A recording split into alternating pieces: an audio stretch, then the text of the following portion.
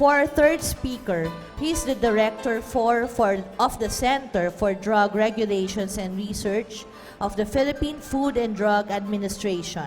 He's an active pediatric infectious disease consultant at the University of Santo Tomas and Asian Hospital. Friends and colleagues, let us all welcome Dr. Benjamin G. Ko to talk on anti-TB drugs, new drugs, and the old reliables.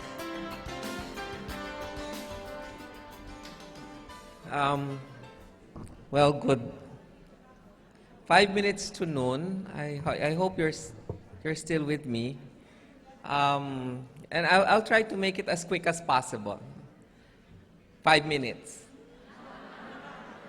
I know you're all tired. It's kind of difficult to give this lecture. I have no conflict of interest anymore. So let me just go through the topic very quickly, and we'll talk about the principles of treatment in kids. They're essential because if you go through them, we just need to make sure that we cure the patient of tuberculosis. We prevent death, prevent relapse, prevent the development and transmission of drug-resistant TB. We need to reduce the transmission of TB to others, and we need to achieve all these with minimal toxicity. So I'll just talk about drugs. There were other slides, but I decided to hide them. I'll just talk about the drugs. There are two different tables. The first one that I'll show you is the WHO recommended grouping of anti-TB drugs. The second grouping are just for drug-resistant tuberculosis. And you've heard over the last hour that there are many things that have come up trying to eliminate TB, but TB is a hardy disease. It has survived every form of elimination that we have tried to do. Maybe dapat natotokhang din ng TB eh. So if we eliminate all forms of tuberculosis and everybody was tuberculosis, that would be less 40% of the Philippine population. But what I'm trying to tell you is that it's really difficult to eliminate it. And it's an impossible dream, but it's a laudable dream that if we can get into zero TB, then that would be a first for the world. Unfortunately, as we progress, tuberculosis, I think, will be with us for a while. So if you look at the WHO recommended grouping of anti-TB drugs, they're divided into groups now. What we normally said as first-line agents and second-line agents are now divided into groupings. Group 1 are first-line, oral drugs. Group 2 are injectable anti-TB drugs. Group 3 are the fluoridated quinolones. Group 4 are the oral bacteriostatic second-line anti-TB drugs. And Group 5 are the anti-TB drugs with limited data on efficacy and or long-term safety in the treatment of drug-resistant TB. If you look at the updated guidelines, and I think that's the October 2016 updated guidelines, the WHO has medicines recommended for the treatment of rifampicin-resistant, that's what RR means, rifampicin-resistant tuberculosis, and multi-drug resistant tuberculosis. In this update, you will see that in contrast to the WHO recommended just grouping the anti-TB drugs, in the update, this is just for rifampicin resistant and MDR-TB pathogens. Here, it's classified now as Group A fluoridated quinolones, Group B second-line injectable agents, Group C, other core second-line agents, and Group D are called add-on agents. They're subdivided into 3 classes, D1, D2, and D3. And I'll talk about many of these. I know you know some of them already, but I'll talk about the old drugs and some of the new ones very rapidly. So let's go through the first line medicines. These are the old reliables. Just a quick brush up on the pharmacologic basis of therapeutics. Isoniazid, rifampicin, pyrazinamide, and ethambutol. And you will see streptomycin is not anymore in the picture. Even as a group 2 drug, which is a parenteral medication, among the aminoglycosides, streptomycin is not recommended anymore because of its very high toxicity, number one, and secondly, the very high resistance to streptomycin also. We know that isoniazid is a synthetic drug, prodrug, which is actually activated within Mycobacterium tuberculosis for the enzyme CATG. And with prolonged exposure, there is a prolonged post-antibiotic effect, about 5 days. It lacks clinical significant cross-resistance with other anti-TB drugs except ethionamide. There's very good absorption from the gastrointestinal tract. In other parts of the world where the intramuscular preparation is available, it has very good absorption as well. On the other hand, food, and we all know that, that's why we put patients on isoniazid, rifampicin, and ethambutol. It's best to administer it on an empty stomach because food, including high-fat diet, reduces the oral absorption, reacts with reducing sugars, and therefore limiting the choices for sweeteners for oral solutions to a non-reducing sugar, and the preferred sugar to be used should be sorbitol. It's extensively metabolized to an inactive compound through acetylation and dehydrogenation, and we know that slow acetylation is due to a deficiency of an autosomal recessive gene. Rapid acetylation can either be heterozygous or homozygous. We know also that the majority of Asians and Alaskans are indigenous and are rapid acetylators.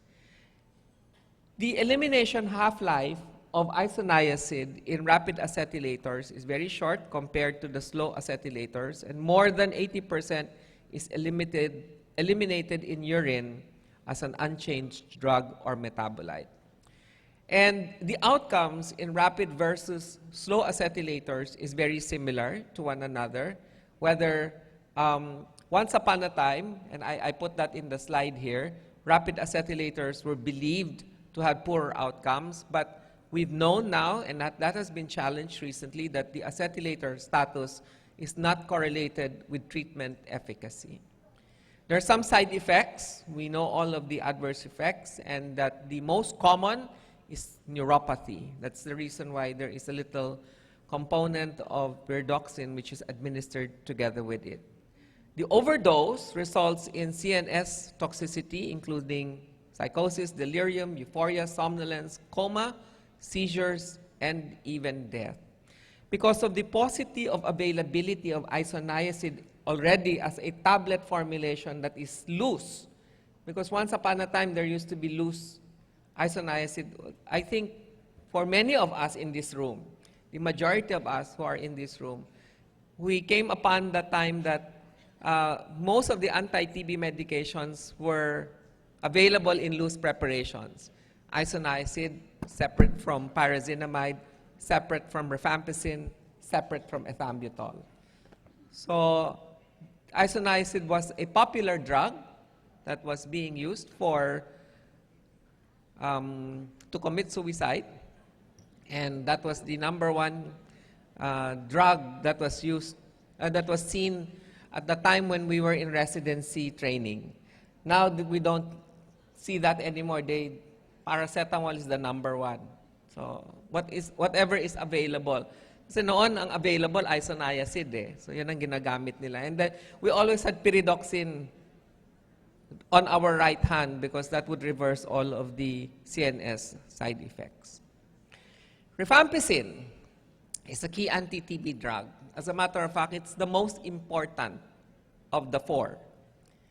And developing rifampicin resistance becomes a very big problem because patients who have rifampicin resistance have poorer outcomes, higher morbidity, and higher mortality. And that's the reason why when patients are diagnosed, if you see the new guidelines of the WHO, If patients are diagnosed to have RRTB, or rifampicin-resistant tuberculosis, it is highly recommended that patients are treated as MDR-TB as well. Same regimen, okay? Same regimen. It's a key anti-TB drug. It allows for short course regimens because of its excellent sterilizing activity. And it has very good bactericidal property, not only against TB and other forms of tuberculosis, but also a good antibiotic. It works for patients with staph infections, and so on and so forth. It's a prophylactic agent as well. It has excellent sterilizing activity in vivo versus dormant Mycobacterium tuberculosis because of its rapid onset of action. Mechanism is that it inhibits a DNA-dependent RNA polymerase blocking transcription. And the higher doses as monotherapy does not prevent the emergence of resistance.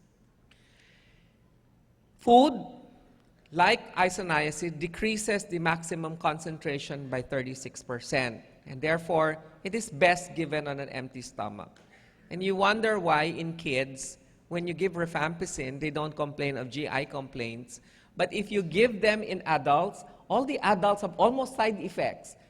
You notice that even in your teenage patients, the adolescent patients, as long as the patients are bigger, they have so many complaints when it comes to a GI upset and so on and so forth for the treatment of tuberculosis.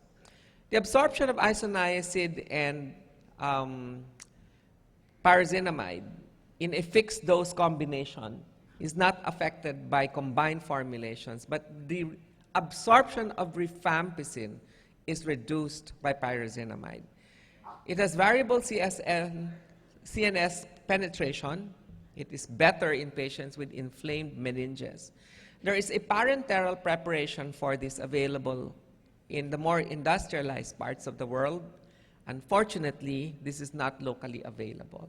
So in patients with meningitis, the preferred route would probably be, to complete the dose, would be a parenteral preparation. Like I said, it's good when the meninges are inflamed, but when the patients start getting better, it might not have the same level in the cerebrospinal fluid as it had when the patient had ongoing meningitis. Unlike other TB drugs, the dose is not increased to accommodate 2 or 3 times weekly dosing regimens, and I think that's one of the reasons why rifapentin is such a beautiful drug compared to rifampicin. Unfortunately, rifapentin is not available in the Philippines. It's predominantly cleared by the liver. You don't need a dosage adjustment in renal impairment.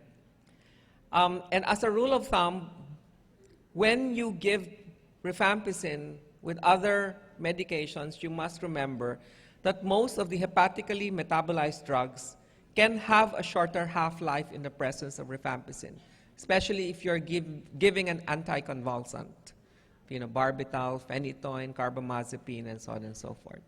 And so you can have patients that go on to developing breakthrough seizures.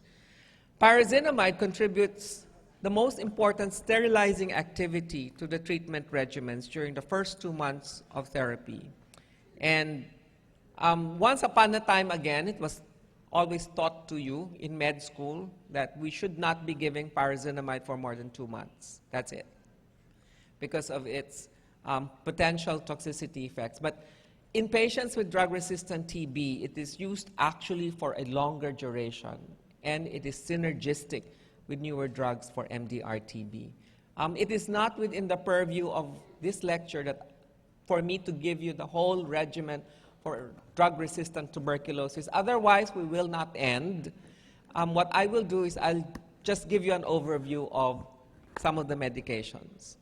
So pyrazinamide is a prodrug which is activated by the pyrazinamidase enzyme in Mycobacterium tuberculosis. It's most reliably absorbed, and its maximum concentration is reached in about 1 to 2 hours. The CSF penetration of pyrazinamide is actually beautiful. And while it is well absorbed in adults, it might not be the same in kids, particularly those with HIV infections.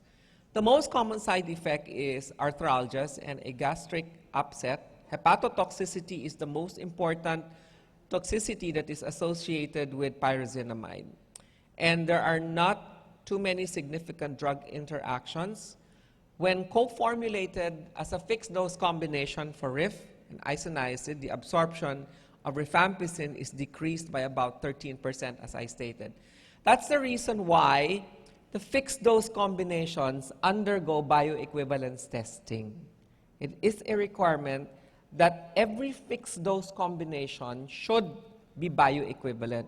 That's because when you put all of these drugs together as one drug, one preparation, you must make sure that all of them will not get affected by the binding and the combination of other drugs that are present in it. Which goes to the point wherein we get drugs that are, in the Philippines, what's available are the suspensions, right? For kids. We're the only one in the world that has it. There's isoniazid, there's rifampicin, there's pyrazinamide, but there's no ethambutol available. You're with me, right? Yeah, all right. So we have isoniazid in a bottle, rifampicin in a different bottle. Rifampicin is a dye. It's a very large molecule. And so when you just let it settle, what happens is that all of rifampicin as a dye is seen in the bottom of the bottle. You need to shake it extensively. Shake it really well so that the suspension is actually one wherein it is equal in consistency. Otherwise, you'll just be giving all of the sugar, and then later on during the treatment, all the rifampicin. Oh, but you know, the moms don't do that. They will not shake. They wake up, they give the isoniazid, rifampicin, pyrazinamide. That's it. We're done. And I always tell people that if all of these medications, all these suspensions were, why is it that nobody ever came up with the suspension of isoniazid 5 ml, rifampicin 5 ml, pyrazinamide 5 ml, shake, shake, shake, shake, shake, shake, then just let the kid drink it? Why? Right?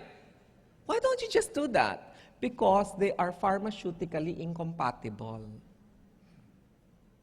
And nobody does a bioequivalence test for it in that manner.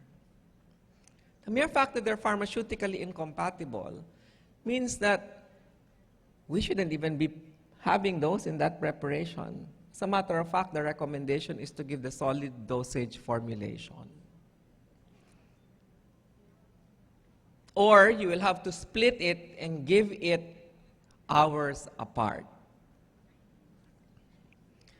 which is very difficult.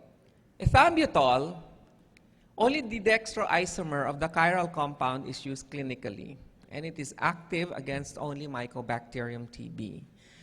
It is bacteriostatic in clinical conditions. Among the four, this is the only one that is bacteriostatic in clinical conditions. It's a beautiful drug.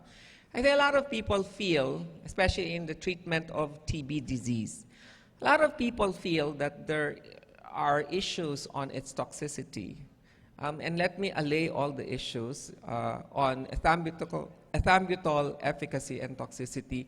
And this review, and I'll show you a document, was produced actually by the Stop TB Department and the Department of Children and Adolescent Health and Development of the WHO. And it emphasizes that the efficacy and toxicity of ethambutol in children is that, one, it's very good, it's very efficacious, and two, many early papers record the absence of overt toxicity, and to date, it's a very safe drug used in children. The serum concentrations of ethambutol are maximal after 2 hours after dosing with peak concentrations. Approximately 80% of the drug is eliminated unchanged in the urine. Unfortunately, while the tissue distribution is good, it does not penetrate the central nervous system very well. Okay? And there are age-related variations. The ratio of the extracellular to intracellular and total body water falls throughout childhood, and therefore, the pharmacokinetics of ethambutol in kids, even in the pediatric age group alone, will differ from adults.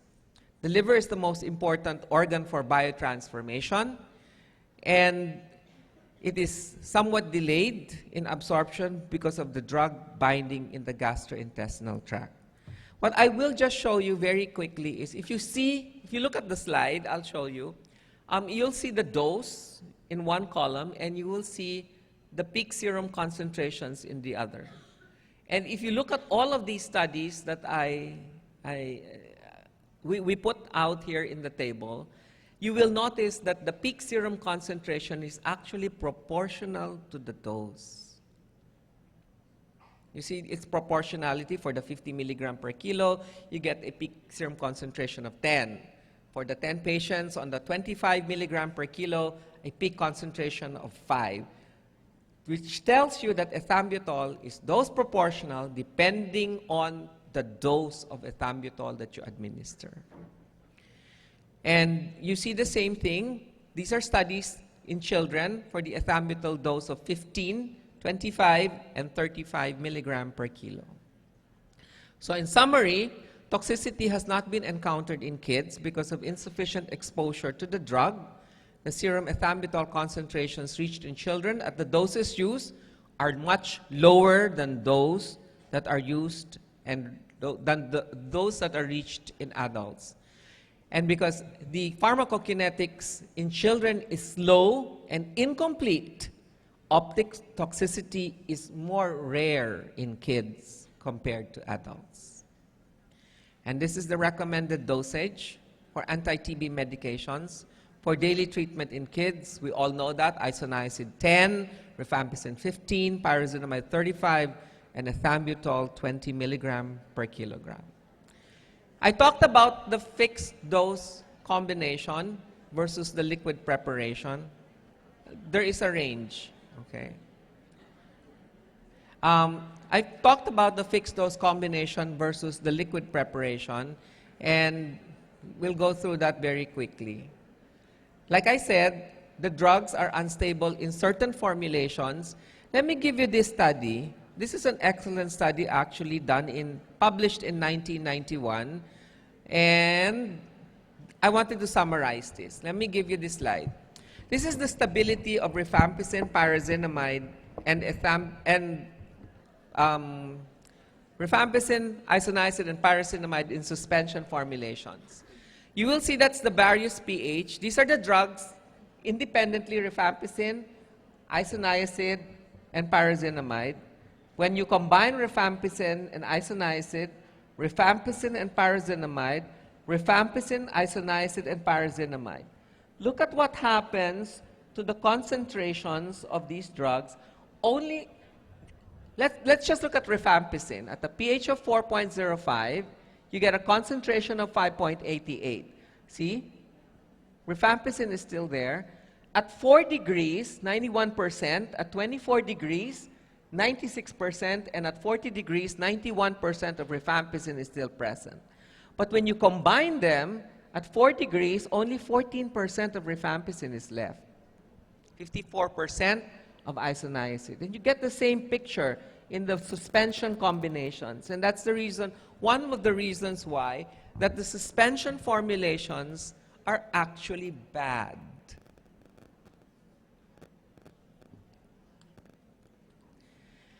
Okay, I have 8 minutes. Newer drugs. I know you're hungry. We went through some of them very quickly a while ago, and I'll go through them very quickly as well. This is the new guideline based on the October 2016 WHO guideline.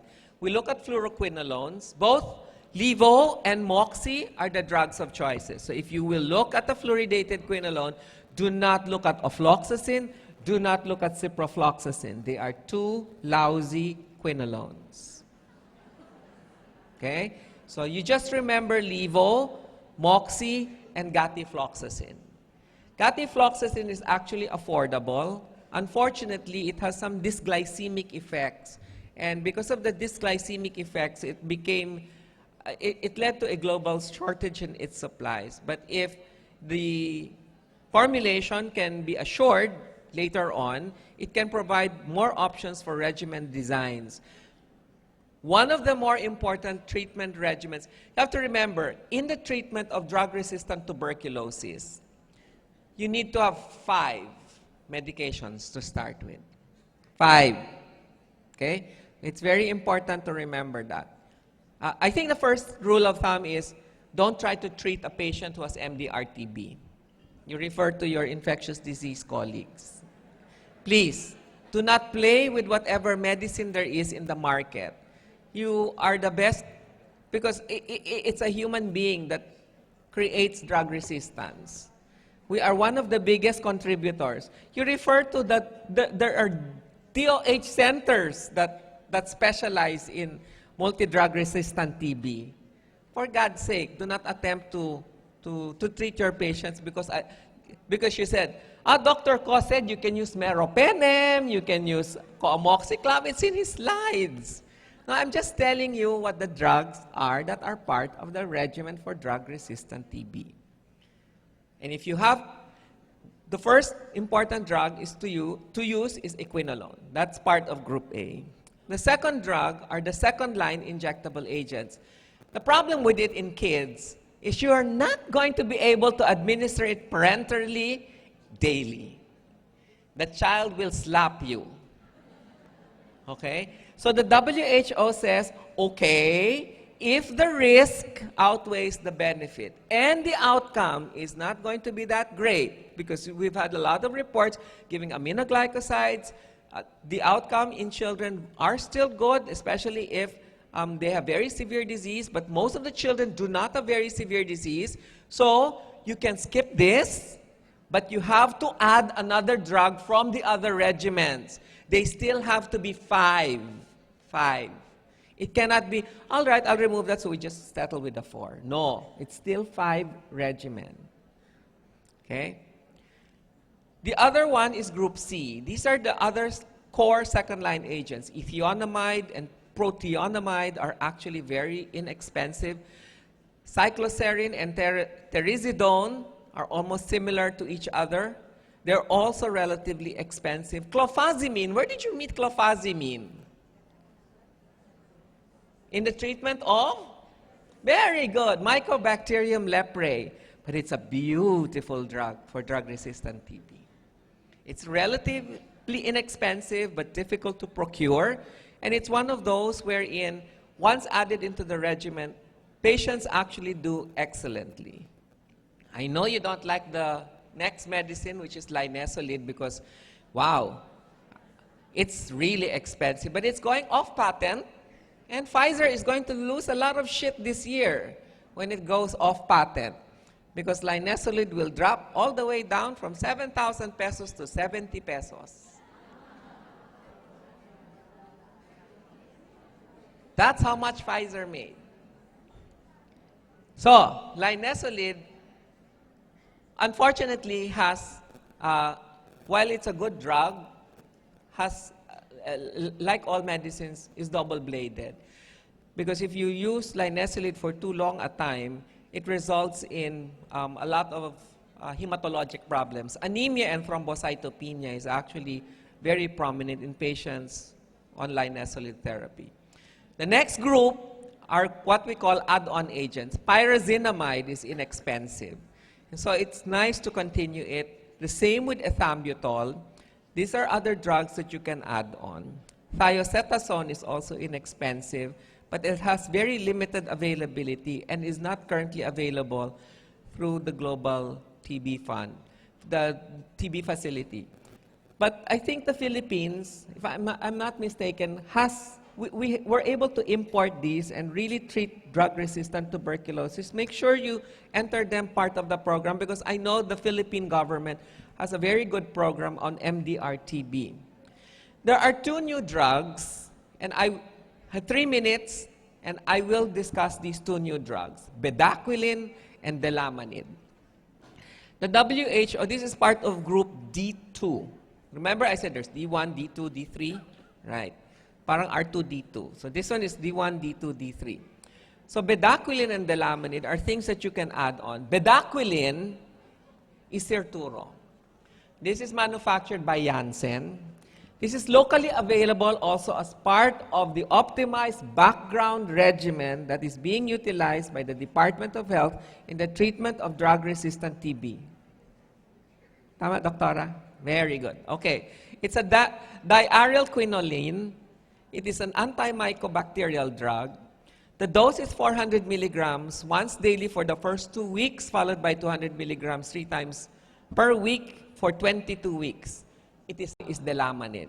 This is Deltiba. This is my conflict of interest. I used to work for the company that actually made Deltiba or delamanid before I joined the government. It's first in a new class of TB drugs called dihydronitroimidazole. It's taken on an empty stomach. Look at its pharmacokinetics. It's beautiful in the sense that it has an elimination half-life of 38 hours and achieves a steady-state concentration for almost 2 weeks. The dose is 100 milligrams twice a day. It's given for 6 months, unlike bedaquiline, which is just once daily. This one has to be administered twice a day. The 200 milligram dosage, the higher the dose, the higher the cardiac adverse events, which results in QTc prolongation.